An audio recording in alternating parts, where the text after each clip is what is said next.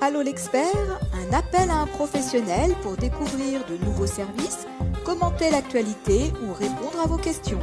Une émission proposée par monimmeuble.com et animée par Isabelle Dahan. Bonjour, alors pour la question à l'expert, nous avons retenu la question d'un de nos lecteurs qui a des problèmes avec l'eau qui est trop calcaire dans sa copropriété. Il s'inquiète des conséquences et nous demande s'il existe des solutions. Pour lui répondre, nous faisons appel à Anaïs Zilianski, responsable marketing et commercial de la société Europaz. Bonjour Anaïs. Bonjour Isabelle. Alors, donc des conséquences pour les copropriétés, il peut peut-être y en avoir. Effectivement, il y en a. Alors tout d'abord, je vais vous présenter un petit peu donc notre activité. Nous distribuons donc des appareils de traitement d'eau écologique sur toute la France. Nous sommes basés à Paris. Et plus particulièrement, donc, nos deux domaines d'expertise sont d'une part le traitement anticalcaire et anticorrosion du réseau d'eau sanitaire et d'autre part le traitement anti-boue, c'est-à-dire les problèmes d'embouage des réseaux chauffage. Et donc ces traitements qu'on vous propose vous concernent que vous soyez membre du conseil syndical de votre immeuble ou tout simplement résident ou encore que vous soyez gestionnaire dans un syndic immobilier. Alors, quand on a une eau calcaire, comment déjà savoir si on a une eau calcaire ? Eh bien, en fait, quand on a une eau calcaire, cela occasionne des désagréments, de l'inconfort et des dépenses. En effet, dans la vie de tous les jours, une eau calcaire, ce sont des traces blanches partout où l'eau circule et sur toute surface en contact avec l'eau, c'est-à-dire par exemple sur la robinetterie, sur la paroi de douche, la cuvette des WC, la bouilloire, etc. Et surtout, cela encrasse et réduit la performance des équipements. Il faut savoir que 1 mm de calcaire sur une résistance, c'est une surconsommation d'énergie de plus 10% au minimum, sachant qu'on n'a rarement qu'un seul millimètre de calcaire, mais plutôt 2, 3, voire plus selon la dureté de l'eau. Donc cela va réduire la longévité des équipements de production d'eau chaude, notamment tout ce qui est ballon, cumulé, chaudière, pompe à chaleur. Et en outre, le calcaire, ça va augmenter les interventions des tartrages et parfois il faut carrément changer la chaudière. De même au niveau des canalisations qui vont pouvoir se colmater avec l'accumulation des dépôts durs, ce qui va réduire le débit de l'eau. Et aussi quand on a la peau sensible, l'eau calcaire, ça vient assécher la peau, peut même entraîner des allergies avec des démangeaisons, des rougeurs. Alors Anaïs, donc en fait c'est vrai que quand on est dans son appartement, souvent on voit une pellicule blanche autour de son robinet, on voit un dépôt aussi des fois quand on fait chauffer de l'eau dans sa bouilloire, on a des fois des allergies et on se dit oh là là, donc ça c'est pas bon du tout. Mais c'est vrai qu'on n'imagine pas forcément et pourtant on est en copropriété que ça peut avoir des incidences sur la chaufferie. Exactement, voilà, donc dans le cas d'un immeuble avec production d'eau chaude dans la chaufferie commune, c'est exact, et donc cela va engendrer de grosses dépenses si on ne se préoccupe pas de traiter son eau, lorsque donc l'eau est calcaire. Et en fait, là, c'est le rôle du chauffagiste qui assure la maintenance et donc l'entretien des équipements de production d'eau chaude. Or, il faut savoir que produire une eau chaude dans la chaufferie à la bonne température, c'est une chose. Encore faut-il que cette eau arrive dans votre appartement également à cette bonne température, que ce soit l'eau chaude du robinet ou l'eau du réseau chauffage.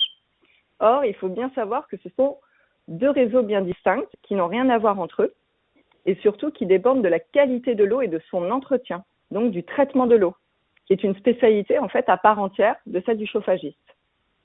D'accord, donc c'est pas forcément le chauffagiste qui va régler ces problèmes-là. Voilà, parce que c'est pas forcément le mieux placé justement. Voilà, c'est pas son métier, donc en fait, il va faire appel à un traiteur d'eau, il va sous-traiter. Et donc le problème, c'est que ces traiteurs d'eau, ce sont forcément des procédés chimiques qui vont être préconisés. Et donc, pour le traitement anticalcaire de l'eau sanitaire, ce sera du type un adoucisseur à sel, voire même aussi un filmogène, c'est-à-dire c'est l'envoi de produits chimiques dans votre eau chaude pour limiter la corrosion. Et donc, le percement de canalisation, du corps de chauffe de la chaudière ou la détérioration rapide des pompes. Il faut savoir qu'en fait, une eau adoucie, ça a le risque d'être corrosive, de créer des fuites. Donc, il faut faire attention à ça. Alors, ça, on le sait pas du tout, par contre. Voilà. Parce qu'en fait, on peut utiliser à titre personnel aussi des adoucisseurs d'eau, et donc on a l'impression que c'est complètement neutre. Voilà, exactement. Et quand on injecte du sel, du sodium dans l'eau, ça peut être effectivement corrosif et donc créer des percements de canalisation et de chaudière. Donc, c'est effectivement, comme vous dites, ce n'est pas neutre.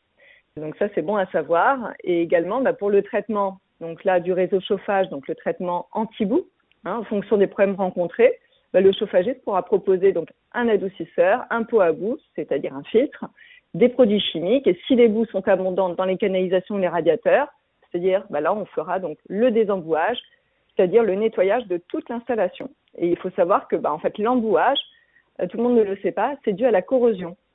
Et cela va se traduire par des radiateurs à moitié froids, en partie basse, là où les boues vont se déposer. Et donc tout ça, ça va faire des surconsommations d'énergie, ça va faire des dépenses avec tous ces investissements en produits chimiques. Voilà. Vous proposez donc quelque chose d'autre, j'imagine.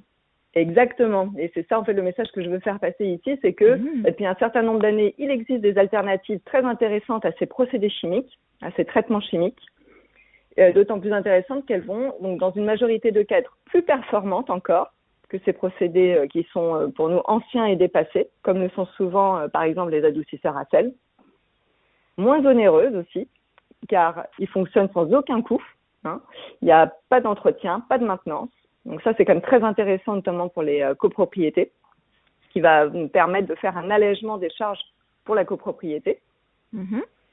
Et ces traitements, ils sont ce qu'on appelle physiques, et donc sans recours à aucun produit chimique, et donc ils sont 100% écologiques et donc parfaitement respectueux de l'environnement.